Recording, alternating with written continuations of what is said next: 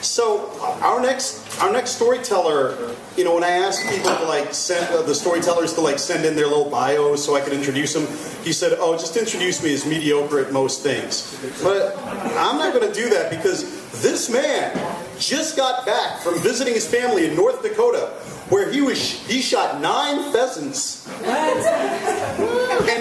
and went to a bull sale and priced bulls. He was a rancher. I don't even want to tell you all the stuff that he is and all the stuff that he's done, because he might actually tell you this story and he's going to tell it better than I could. So I give you computer scientist, not mediocre in most things, North Dakotan, Garrett Bladow. Yay!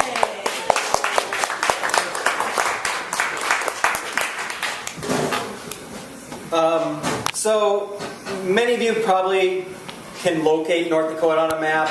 I know there's probably one of you, that's my wife. No, 2. There's a couple Midwesterners. Great. But the things you need to know about North Dakota is it's the better Dakota. And there's not many people. And there are 2 people that live there named Leon and Doreen Bladow. Those just happen to be my parents.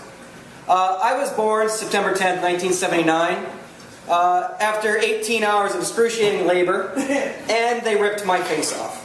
Literally, they brought out salad spoons, as Bill Cosby would say, came out, spatulas, whatever, tried to pluck me out, and ripped half of my face off. I was the absolutely ugliest baby in the planet, and I hate alien-looking babies. So that's the traumatic start of my life.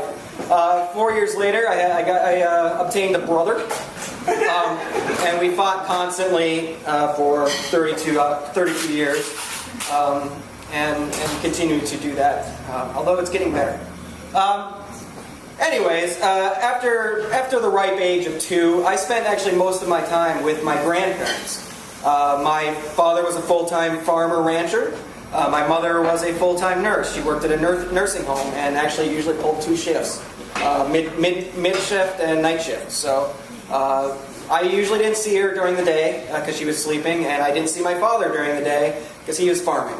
And I spent most of my time at my grandparents', doing what children are wont to do, playing in the hay bales, shooting gophers with Red Ryder BB guns, stealing your father's tools and building many, many forts out in the trees, and then leaving the tools there, and then getting cursed out because no one can find their tools.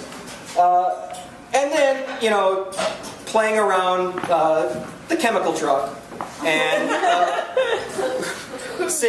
having your cousin ask, "What does this lever do?" And he pulls it, and then you turn green. And then your grandma is out there because you have been covered in pesticide, and she has a 10-foot brush scrubbing you while your other cousin has the hose on you.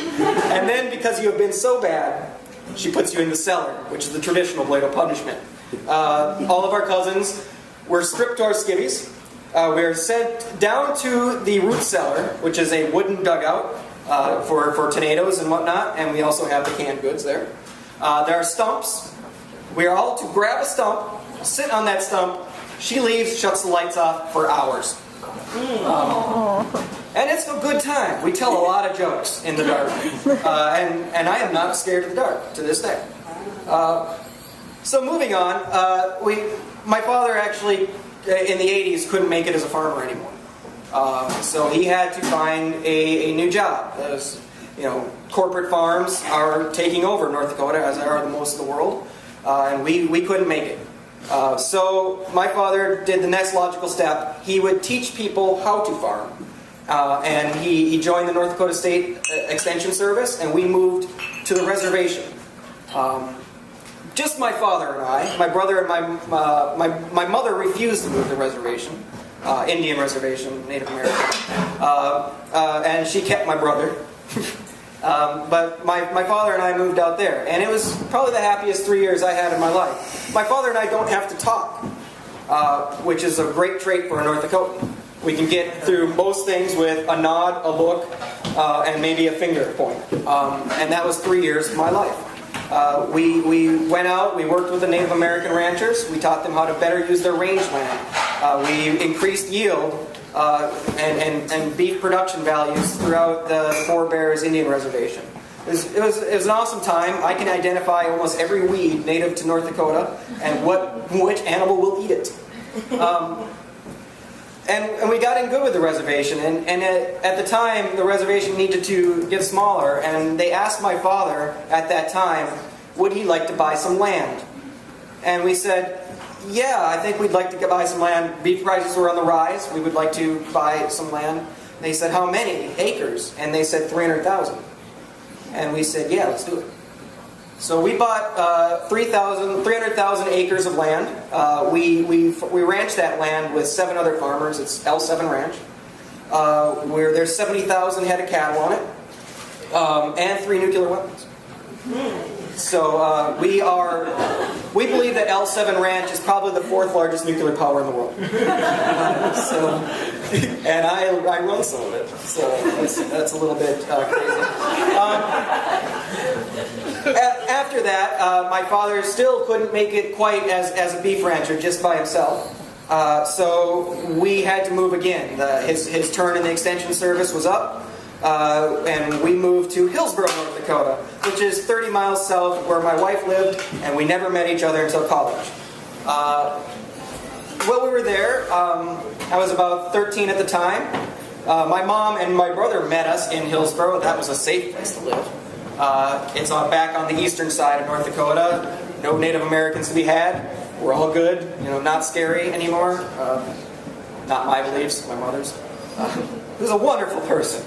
My wife, my mother. You should meet her sometime.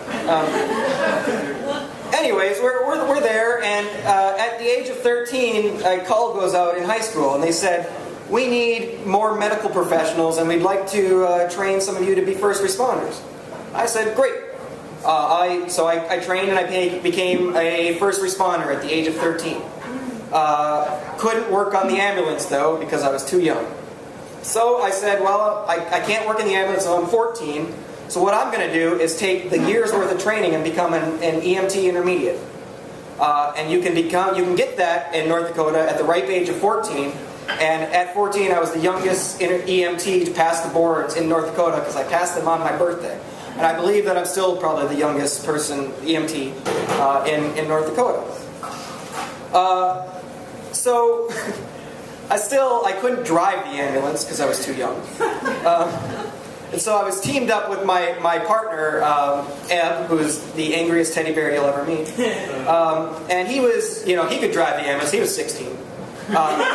So we went on several calls, some very, very gruesome that I'm not going to talk about. And probably we went out on what was the most traumatic call in my life at that time. I was at 14 and a half, 15. We get the page at 2 a.m. in a blizzard.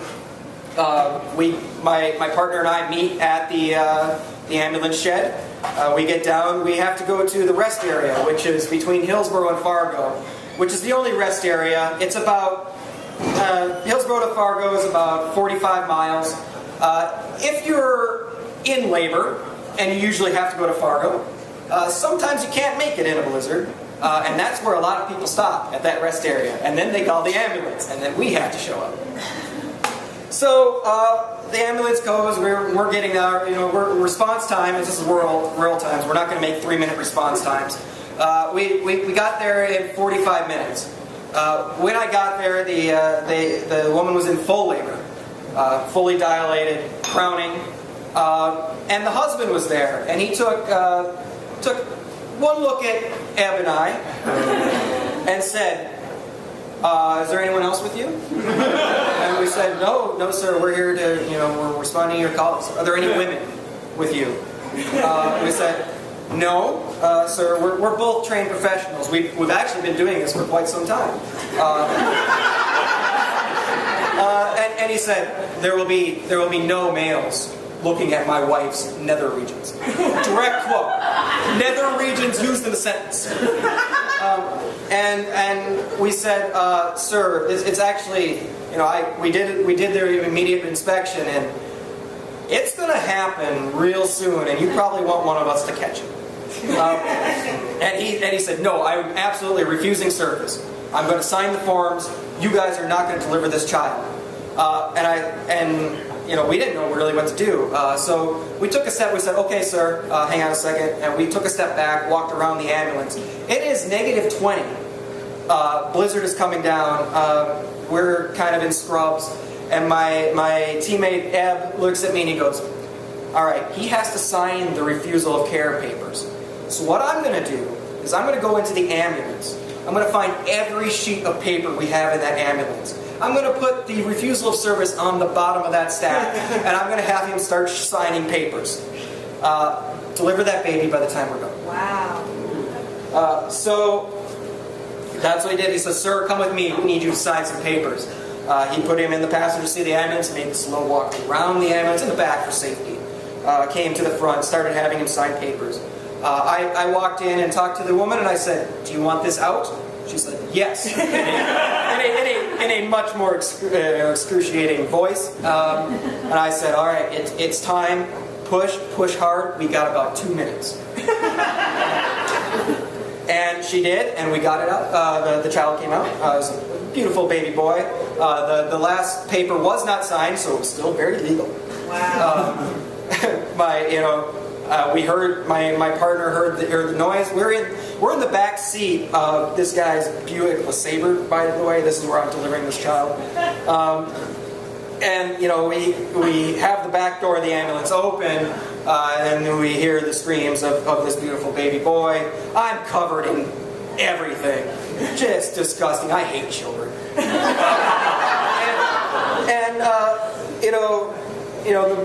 Everything's great. I'm not going to cut the cord or anything like that. We let the hospital do that. As paramedics don't do that in the field. The husband comes out bawling, just look at my boy, happiness, joy, whatnots.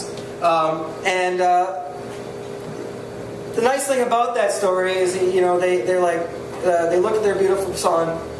They look at us two shivering teenagers.